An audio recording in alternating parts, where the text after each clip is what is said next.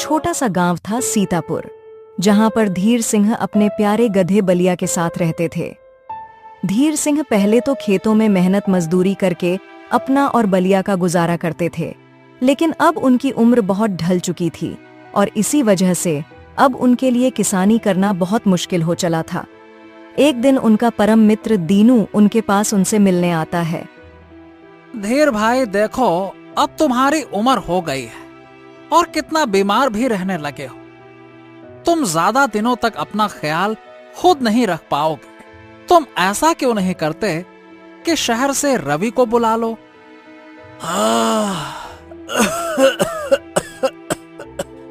हाँ दीनू, तुम तो जानते ही हो ना कि उसे यहाँ गांव आकर रहने में कोई दिलचस्पी नहीं है।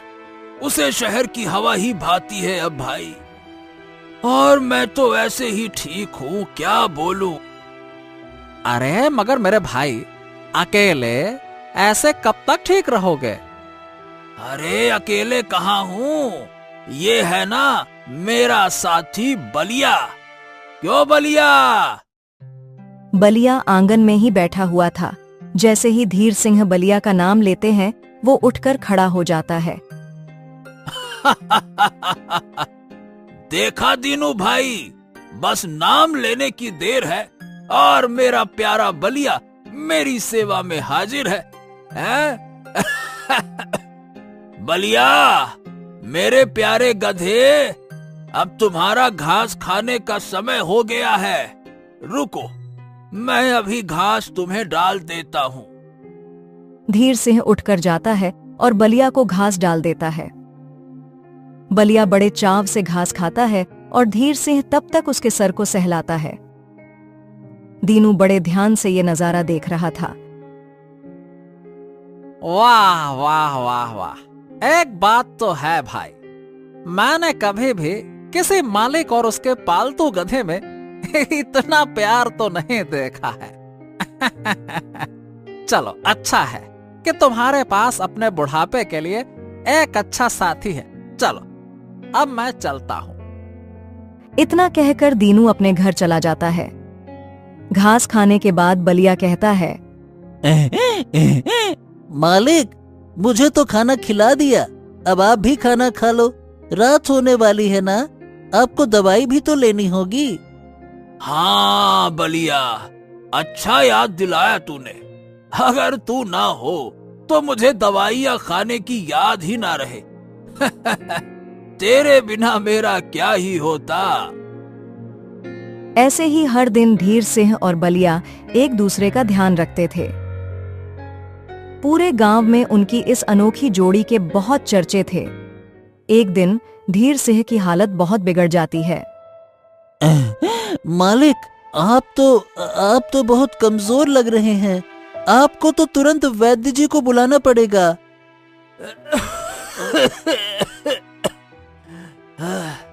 नहीं बलिया, नहीं। अगर वैद्य जी आ गए तो मुझे बहुत पैसे देने पड़ेंगे। अरे अभी महीने के आखिरी दिन चल रहे हैं, अभी पैसे की बहुत किल्लत है। रवि भी अगले महीने ही पैसे भेजेगा। तो कोई बात नहीं मालिक, आप मेरे लिए जो जौ खरीदने वाले थे ना, वो मत खरीदना। मैं सादी घास खा लूंगा। अभी ना आपकी सेहत सबसे ज्यादा जरूरी है। ये सुनकर धीर सिंह को बहुत दुख होता है। हाँ, ये कैसा संकट है हम पर। अगर मेरी दवा लाएंगे तो तेरे लिए पौष्टिक खाना नहीं आ पाएगा। बस कुछ ही दिनों की तो बात है मालिक। मैं कुछ दिन कम खाऊंगा तो कुछ भी कम नहीं होगा मुझ में। मैं ठीक हूँ। और फिर तो रवि भैया शहर से पैसे भेज ही देंगे, फिर सब ठीक हो जाएगा मालिक। हाँ, ऊपर वाला करे ऐसा ही हो बलिया।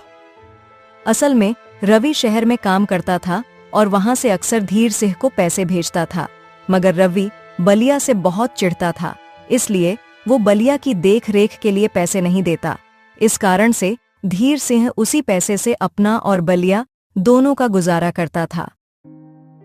आखिर में मजबूर होकर धीर सिंह वैद्य जी को बुला लेता है और वो उसे कुछ दवाइयां देकर चले जाते हैं। कुछ दिन और ऐसे ही गुजर जाते हैं। बलिया धीर सिंह की कई कामों में मदद करता था। घर का सामान लाने भी अक्सर बलिया ही जाता था। सब लोग उसे पहचानते थे और उसकी पीठ पर सामान लाद देते थे। जब धीर सिंह को तेज बुखार आता तो बलिया रात भर उनके पास ही बैठा रहता था। एक दिन सुबह ही धीर सिंह के पास कुछ गांव वाले आ जाते हैं। अरे क्या हुआ भाइयों, तुम सब यहाँ इतनी सुबह सुबह एक साथ आए हो? अरे भैया, गांव में बड़ी मुसीबत आ गई है, सूखा पड़ गया है। तुम तो अकेले रहते हो और घर से बाहर ही नहीं निकलते हो, इसीलिए तुम्हें खबर देने आए हैं। क्या? अरे नहीं नहीं, ये तो बड़ी मुसीबत हो जाएगी। अरे भैया, हमारे गांव में सूखे की समस्या तो किसी से छिपी नहीं है, इसीलिए पड़ोस के गांव के एक बड़े आदमी ने हमारी मदद के लिए अनाज की बैलगाड़ियां बड़ी बड़ी भिजवाई हैं। अब सबको थोड़ा थोड़ा अनाज मिलेगा, इसीलिए तुम भी चलो, ले लो थोड़ा बहुत। धीर सिंह ये सुनकर बहुत परेशान हो जाता है। उसे मालूम था कि वो इस हालत में नहीं है कि जाकर अनाज ले पाए। तभी बलिया पट से बोल पड़ता है, मालिक तो नहीं चल पाएंगे, उनकी सेहत कुछ अच्छी नहीं है, मगर मैं आप लोगों के साथ चलता हूँ। हाँ ठीक है, जैसा तुम लोगों को ठीक लगे, मगर जरा जल्दी चलो वरना सारा अनाज खत्म हो जाएगा। फिर बलिया गांव वालों के साथ अनाज लेने चला जाता है और धीर सिंह वहीं बैठ जाता है। तभी वहां पर दीनू आ जाता है। अब तबीयत कैसी है तुम्हारी धीर भैया? अरे आओ आओ आओ दीनू आओ। अरे तबीयत का क्या है? जैसी थी वैसी ही है। अरे कुछ सुधार नहीं है, तुम बताओ। हाँ देखो भाई, तुम्हारी हालत कुछ खास अच्छी लग नहीं रही है। अरे देखो तो सही कितने कमजोर हो गए हो। अरे अपने बेटे को भी नहीं बुलाते हो, ऊपर से अब गांव में सूखा अलग पड़ गया है। बिना दाने पानी और दवाई के तो तुम ज्यादा दिन तक अपना गुजारा नहीं कर पाओगे। हाँ लेकिन अब इसमें मैं कर भी क्या सकता हूँ? कौन सा सिर्फ मेरे साथ हो रहा है? अरे ये सब तो सारे गांव वालों को झेलना पड़ रहा है ना। मगर मेरे भाई सब अकेले नहीं रहते हैं ना। देखो, अगर सबकी ही बात कर रहे हो तो मैं तुम्हें एक बात बता दूं भाई, सब लोग अपने घर से कुछ न कुछ बेच रहे हैं जिससे कि वो इस सूखे के घड़े में अपना और अपने परिवार का गुजारा कर सकें। तो ऐसे में तुम्हें भी कुछ तो बेचना ही पड़ेगा ना। ठीक है, लेकिन मेरे पास बेचने के लिए है ही क्या? अरे है ना, तुम्हारा गधा बलिया। क्या? ये तुम कैसी बातें कर रहे हो दीनू? भला मैं बलिया को कैसे बेच सकता हूँ? नहीं नहीं, कभी नहीं, मैं उसे नहीं बेचूंगा। देखो भाई, मुझे मालूम है कि वो तुम्हारे दिल के बहुत करीब है, मगर जिस हाल में तुम हो, तुम अपना ही गुजारा नहीं कर पा रहे हो, तो फिर बलिया का ध्यान कैसे रखोगे? उसके दाने पानी का क्या इंतजाम है तुम्हारे पास? अरे तुम्हारे साथ साथ वो भी बेचारा बहुत कमजोर हो गया है। दीनू की बात में सच्चाई थी, इसलिए धीर सिंह चुप हो जाता है। उसकी चुप्पी देखकर दीनू आगे कहता है, देखो मेरे मित्र, मैं तुम्हारा दुख समझता हूँ, मगर अभी दिल से नहीं दिमाग से सोचना पड़ेगा। अगर तुम बलिया को किसी को बेच दोगे तो बलिया का भी अच्छे से ध्यान रखा जाएगा ना। कोई गरीब तो उसे खरीदेगा नहीं। अब जो भी उसे खरीदेगा उसके पास कुछ तो धन होगा और तुम्हें भी सूखे के समय में थोड़े बहुत रुपए मिल जाएंगे जिससे कि तुम अपना गुजारा कर पाओगे। क्या बताऊं मैं? इस बारे में मैं सोच कर बताऊंगा दीनू। अभी मुझे कुछ समझ नहीं आ रहा है। अरे बलिया को अपने से अलग करने के विचार से भी मेरी तकलीफ और ज्यादा बढ़ रही है। अरे रे। अच्छा ठीक है, तुम समय लो, सोचो। अब मैं चलता हूँ, जब तुम कुछ सोच लो तो मुझे बता दो। इतना कहकर दीनू वहां से चला जाता है। तभी पीछे से बलिया आता है। उसके पीठ पर बोझिल अनाज लदा हुआ था। वो बहुत कमजोर दिख रहा था, फिर भी उसके चेहरे पर मुस्कान थी।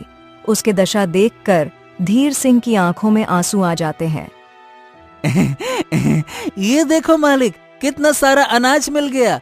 अब हमें कई दिनों तक कोई दिक्कत नहीं होगी। बलिया की बात सुनकर धीर सिंह उसी वक्त ये निश्चय कर लेता है कि कुछ भी हो जाए, वो अपने अंतिम क्षण तक बलिया को अपने से दूर नहीं जाने देगा। एक दिन, बलिया, अरे ओ बलिया, बेटा जरा मेरे लिए पानी का घड़ा खींच कर यहाँ ले आ।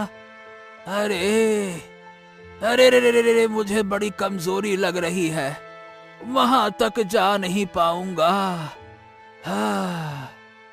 बलिया फौरन घड़ा लेने चला जाता है। धीर सिंह सोचता है, बेचारा बलिया मेरे लिए कितना कुछ करता है। मेरी इकलौती औलाद है जो यहाँ झांकने तक नहीं आती, और ये है मेरा असली बेटवा, मेरा कितना ध्यान रखता है। तभी अचानक से बहुत तेज आवाज आती है। बलिया, अरे ओ बलिया, बलिया क्या हुआ बलिया? जब बलिया कोई जवाब नहीं देता तो धीर सिंह खुद ही उठकर जाता है और देखता है कि बलिया घड़ा खींचते हुए लड़खड़ा कर जमीन पर गिरा हुआ है और पानी का घड़ा भी फूट गया है। अरे नहीं नहीं नहीं नहीं, ये क्या हो गया बलिया? उठ बेटा, उठ उठ बलिया, उठ उठ उठ उठ बलिया। धीर सिंह की आवाज सुनकर पड़ोस से दीनू आ जाता है। क्या हो गया धीर सिंह, क्यों चिल्ला रहे हो? सब ठीक तो है ना? अरे नहीं भाई, कुछ भी ठीक नहीं है। अरे देखो तो सही, अरे मेरा बेटवा बलिया चक्कर खाकर गिर गया है। क्या करूं मैं, क्या करूं? अरे घबराओ मत।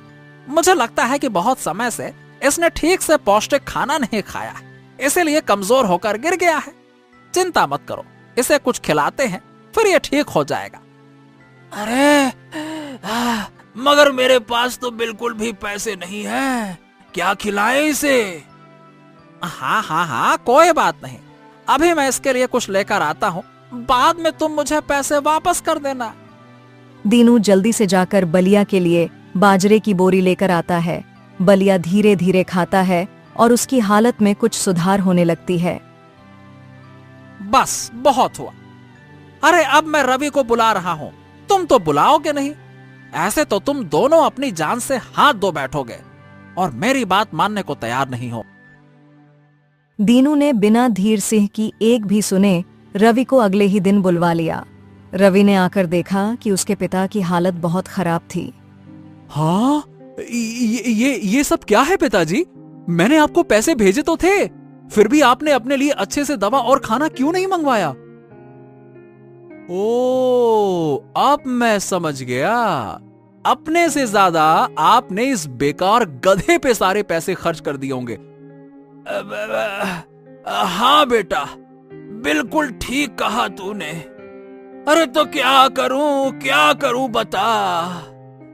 मेरे साथ यहाँ मेरे हर सुख दुख में यही गधा साथ रहता है। अरे बस यही है मेरा बेटा जो मुझे अकेला छोड़कर शहर नहीं गया, इसीलिए इसका ध्यान तो रखना ही पड़ता है ना। रवि को ये सब सुनकर गुस्सा तो बहुत आता है, मगर वो कुछ कहता नहीं। वो कुछ दिन के लिए अपने पिता के साथ रुकने का फैसला करता है। एक दिन रवि गर्मा गर्म खाना बनाकर अपने पिता को देता है। लीजिए पिताजी, खाना खा लीजिए। हाँ, मैं तो खा लूंगा, लेकिन पहले बेटा बलिया को घास डाल दे, चले जा। हाँ, डाल दी है घास उसे, ठीक है। अब आप भी खा लीजिए और फिर ये दवाई भी खा लीजिए। रवि इतना कहकर चला जाता है, लेकिन धीर सिंह दवा खाना भूल जाता है। मालिक, आपने दवाई नहीं खाई ना? अरे हाँ हाँ हाँ हाँ हाँ बेटा, दवाई खाना भूल गया मैं बलिया। तभी तो मैं याद दिलाने आया हूँ। चलिए खा लीजिए।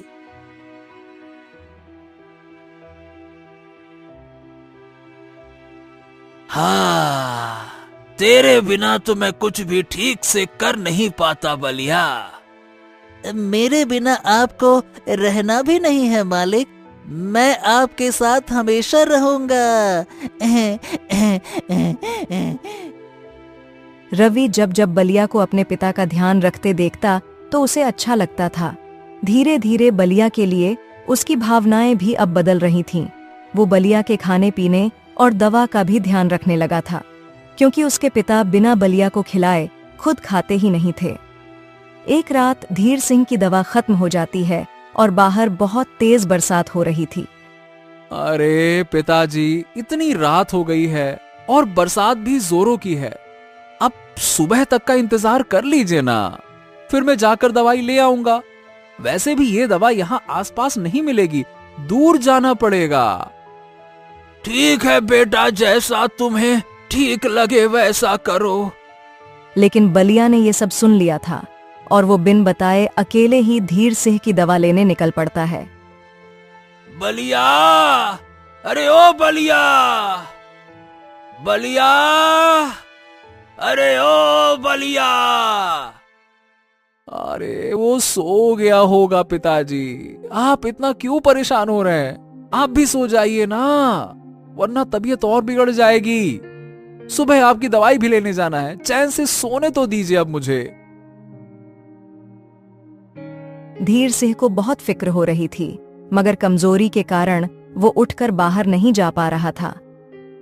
जैसे तैसे उसने रात काटी। सुबह होते होते उसकी आंख लग गई, परंतु जब रवि सोकर उठा तो वहां का नजारा देखकर वो हैरान हो गया। सामने बलिया धीर सिंह के बिस्तर के नीचे सोया हुआ था। ये क्या? ये यहाँ कैसे आया?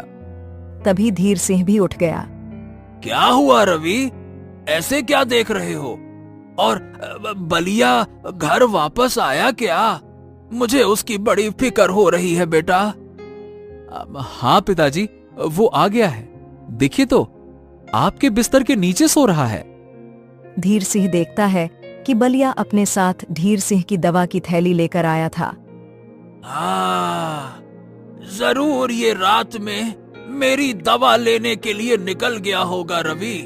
और देखो तो सही, बेचारा तभी थक कर सो गया। इसने सुबह होने का इंतजार नहीं किया, रात में ही भाग कर गया। अब रवि को एहसास हो गया कि बलिया के लिए धीर सिंह ही सब कुछ है। उसने अपनी तबीयत का भी ख्याल नहीं किया और रात में अकेले ही दवा लेने चला गया। देखा रवि, यही तो मैं तुझे समझाना चाहता था। ये बलिया मेरे सुख दुख का साथी है और ये मुझे कभी भी अकेला नहीं छोड़ सकता। तो भला मैं इसे कैसे छोड़ दूं, बता। हाँ, सच कहा आपने पिताजी। और अब मुझे भी अपनी गलती का एहसास हो गया है। अब से मैं भी आपके साथ ही रहूंगा और बलिया का ध्यान रखने में आपकी मदद भी करूंगा। ये सुनकर धीर सिंह बहुत खुश होता है।